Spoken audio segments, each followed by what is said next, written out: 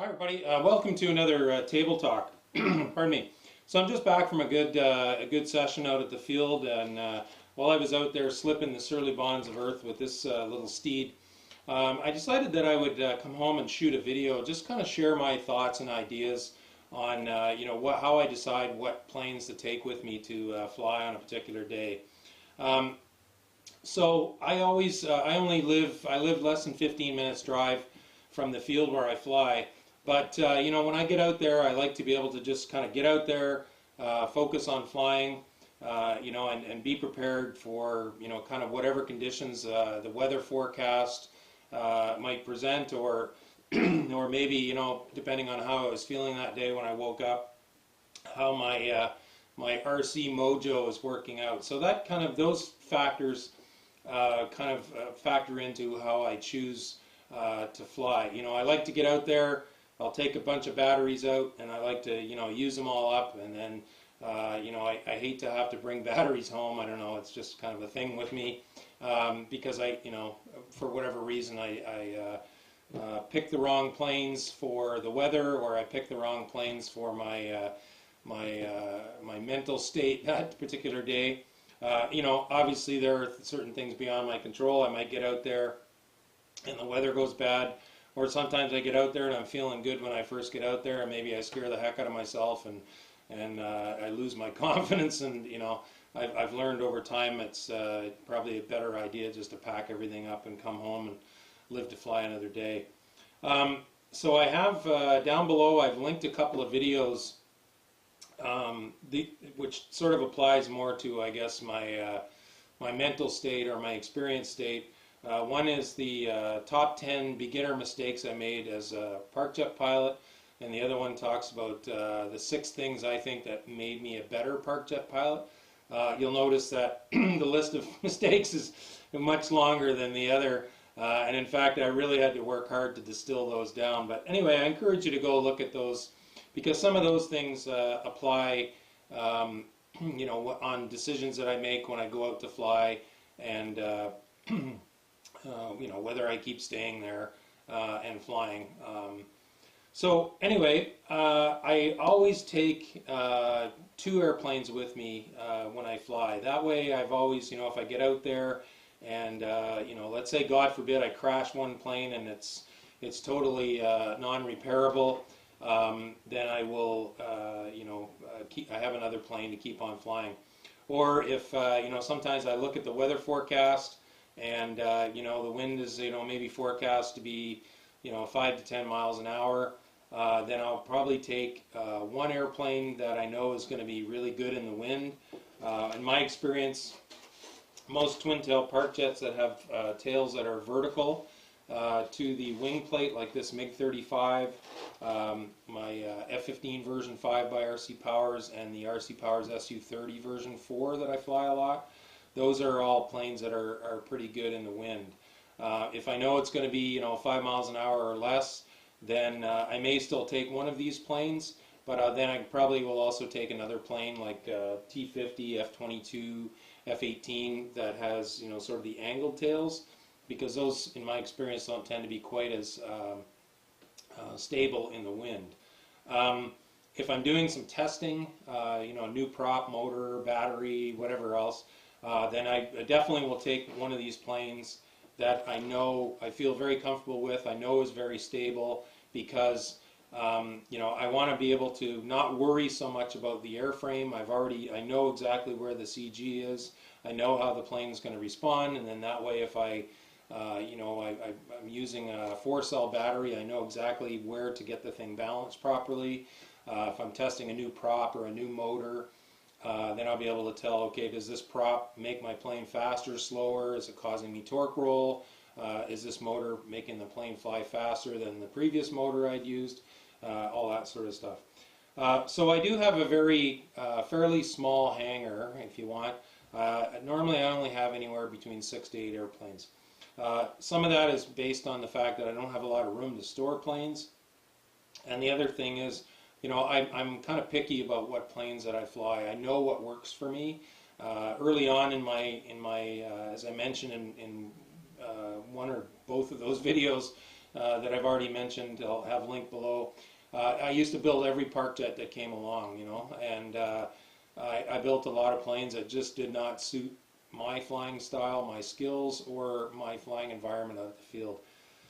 So I'm pretty picky. Now, you know, some people might say, well, it must be boring to have so few planes. Well, maybe, but I look at it this way, is that almost every plane in my hangar I have at this point over 100 flights. So because I have built up a lot of experience with those planes, you know, I know what they're going to do, and it allows me to continually push myself to fly faster, more aggressively, or smoother, more scale, you know, depending on what I'm trying to accomplish that particular day. You know, rather than, you know, having so many planes that, you know, I might fly one plane and then not fly it again for 2-3 months, whatever. So anyway, that's kind of my philosophy. So yeah, so I take 2 planes, and you know, it's, touch wood, has seemed to have worked well for me. There are some days where, you know, I just want to go out. It's a beautiful day. I just want to get out of the house, and you know, I don't want to necessarily worry about challenging myself too much. So, you know, again, I'll take planes that I know are going to be stable in whatever condition. At my field, you know, sometimes even a little bit of wind coming up can be a bit of a challenge because that field is surrounded by trees. You know, I run into a lot of conditions with wind shear. You know, lots of times as the wind is coming through the tops of the trees, you know, it can change speed, change direction pretty quickly. And then as I get up above those trees, any wind that there is quite a bit stronger. So, you know, I can have sometimes fairly sudden changes in speed and direction of the wind, which can affect how my planes fly. And then other days, you know, if I know the wind's not going to be too bad, and I'm feeling pretty good, well then I'll take a more challenging plane. You know, for example, this T50 version 5 back here on the wall. It's not an impossible plane to fly, but it's you know, it definitely likes to fly on the razor's edge, and you know, forces me to really fly smoothly, and you know, challenges my skills. So every once in a while, I'll just say, okay, you know, I haven't had the T50 out. Looks like it's going to be a good day today. I've got my mojo, so let's take it out. Put my big boy pants on, take it out, and you know, push my skill levels, so that, you know, that way I don't get too complacent. Yeah, so those are kind of you know, weather and how I'm sort of feeling. Those are the reasons that I take the planes that I take. And again, I try not to always take the same planes. You know, I will push myself, you know, outside my comfort zone a little bit. Again, if I know it's going to be really, you know, there's going to be a good wind, probably 5 to 10 miles an hour, then probably both the planes I take will be good wind planes. If it's 5 miles an hour or less, I'll take, you know, one good wind plane and one that's maybe not so good in the wind, and fly the one that's maybe not quite as stable as much as I can until maybe the wind picks up a little too much, and then I'll fly the better plane, you know, just to have a good, successful day. Okay, so those are sort of my thoughts on why I choose the park jets that I do. And again, I would encourage you, you know, flying is a very, RC flying is a very perishable skill. So even though I fly a lot, you know, I normally, if it's been, you know, 10 days to 2 weeks and I haven't flown, then I will definitely take my, you know, one of the planes I will take will be my go-to plane that I just have the most confidence in. I'll fly a couple flights with that, and then I'll fly my other plane. Or if it's a situation where, you know, even if I flew the day before, let's say, and I've got a brand new plane that I've built, and maybe it's a plane I've never flown before, a plane that's totally new to me, I will take, you know, one of my planes that I'm very confident in. I'll put a couple of batteries through that, just, you know, get my thumbs, get my brain warmed up, and then I'll maiden the new plane. It's just, you know, it's a formula that's worked for me and has allowed me to, you know, touch wood, avoid crashes as much as possible, because I don't mind building, but I sure prefer flying over building. So and I spent a lot of time early on in my park jet career building planes more than flying. So I prefer to be at the point now where I'm just doing more flying than building. Pardon me. Okay, so there's those thoughts. Again, I encourage you to go check out those videos on the top 10 beginner mistakes that I made, and 6 things I think made me a better park jet pilot. Some of them are actually intertwined, but anyway, go ahead and check it out if you like to. So for a bit of a bonus, I wanted to go over sort of the minimum things that I take. I shot another video called "What's in my park jet flight box," and I'll have that link down below. So I encourage you to go check that out. Some of the stuff, there's a lot more stuff in there maybe than what you need. Because I do a lot of testing of planes, components, that sort of stuff, I have some stuff in my flight box that you might not necessarily need. But anyway, I encourage you to go check it out. Just give you some ideas on things that could have spare parts, whatever, things to repair your plane, so that you can continue to have a good flying day when you're out there. So anyway, this is kind of the minimum that I would take to the field. If you're starting off and you want to do some repairs. Now, again, you have to make the decision. If it's a really very serious accident, and you think you can still fix it, then probably best to take it home. The other thing that I found out is lots of times, you might crash a plane and think, oh God, I'll never be able to fix that. It's human nature. You feel kind of sick to your stomach. You crash your plane. What I like to do is I'll take that plane and I'll just put it away for a couple of days. Put it out of sight. Try not to think about it, and then I'll take it and I'll sit down and assess it again. Because then you get a chance to look over it, and you're not carrying around the emotion of the crash, and you might say, oh yeah, I think I can repair that. But these are for repairs that I'm talking about that if I can get done in like 20 minutes or less, and keep flying the plane, and while I'm waiting for glue to dry, I can either fly my other plane or sit there, take a break, have a drink of coffee, have a snack, whatever, and then keep on going. So I've got a few basic things here. Again, a lot of this stuff I get at my favorite local hobby shop, the dollar store. So I've got kind of what I call a poor man's hot glue gun. Just basic, super cheap disposable lighter, and a little mini glue stick. So these are for you got a crack, and you want to just do a quick repair, and you're not too worried. It's like, say it's on the bottom of your plane, you're not too worried about having a bit of a battle scar on your plane with some dirty hot glue. But this can be done in just a few minutes. So essentially, I would strongly encourage you, if you've never done this before, practice this on some scrap foam, so you kind of get used to how long to heat the glue up. So that it's soft enough to work, but not to the point where this thing is got a flaming ball of glue on the end of it, and you go to put it on repair your plane with it, and you melt a big hole in it. The other thing, and I know this from personal experience, is when you're doing this, don't hold it over your plane that you're trying to repair, because if you very quickly it can end up with a big ball of molten flaming glue dripping off the end of this stick, falling onto your plane, and then melting a hole right through your wing or something like that. So kind of do it off to the side. Don't do it over top of your plane. But essentially all we're going to do is get your lighter going, and just very slowly just kind of twist it around.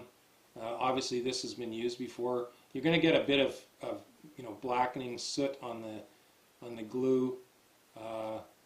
So I know that's kind of okay, and then smear it on the one side, and then just push it on there. Obviously this is very simple. You might be just repairing a crack, and then let that whoop, those darn little angel hairs from hot glue.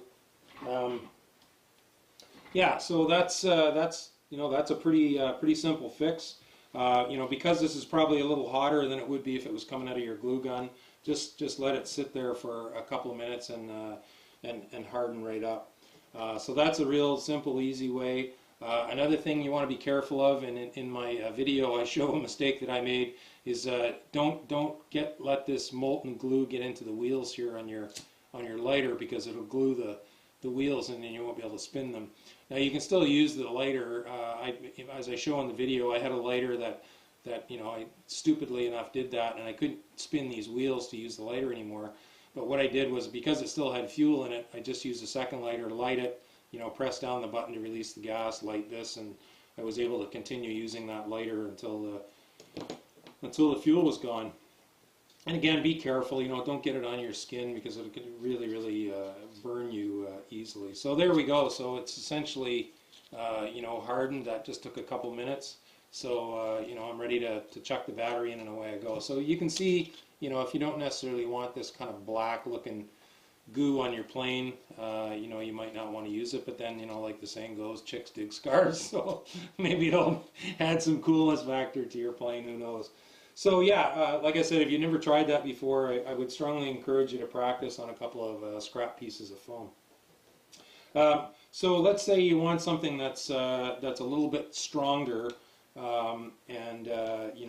this, for example, on the bottom, let's say you've cracked, your nacelles here, or maybe for some reason your motor mount has come a little bit loose, or one of your control horns is a bit loose, something like that. Again, just good old 5-minute epoxy from the dollar store. So this stuff, I always have a pad of paper with me at the field to write stuff down on, but I'll just rip a sheet out of that, fold it up just to have something that I can mix the glue up, the epoxy on, without doing it on the table and leaving a mess behind for other people. So anyway, this just has the plunger, so you've got the hardener and the resin. I just squirt out a little bit onto that paper.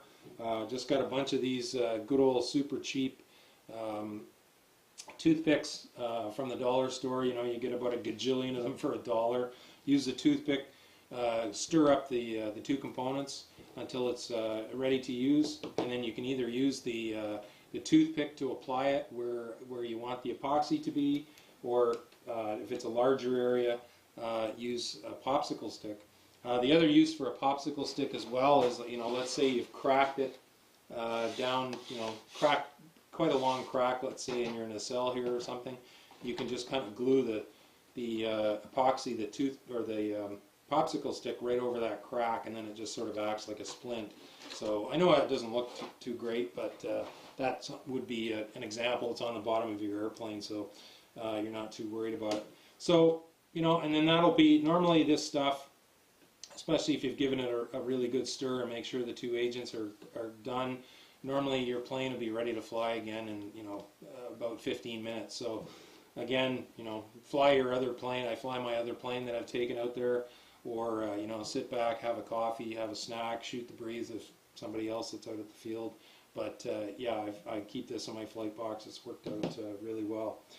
Some of the other handy things you can use these toothpicks for is, let's say you've got a situation where, a big chunk of foam has come off your plane, you've clipped your wing or something, and, it's broken a big chunk of foam off.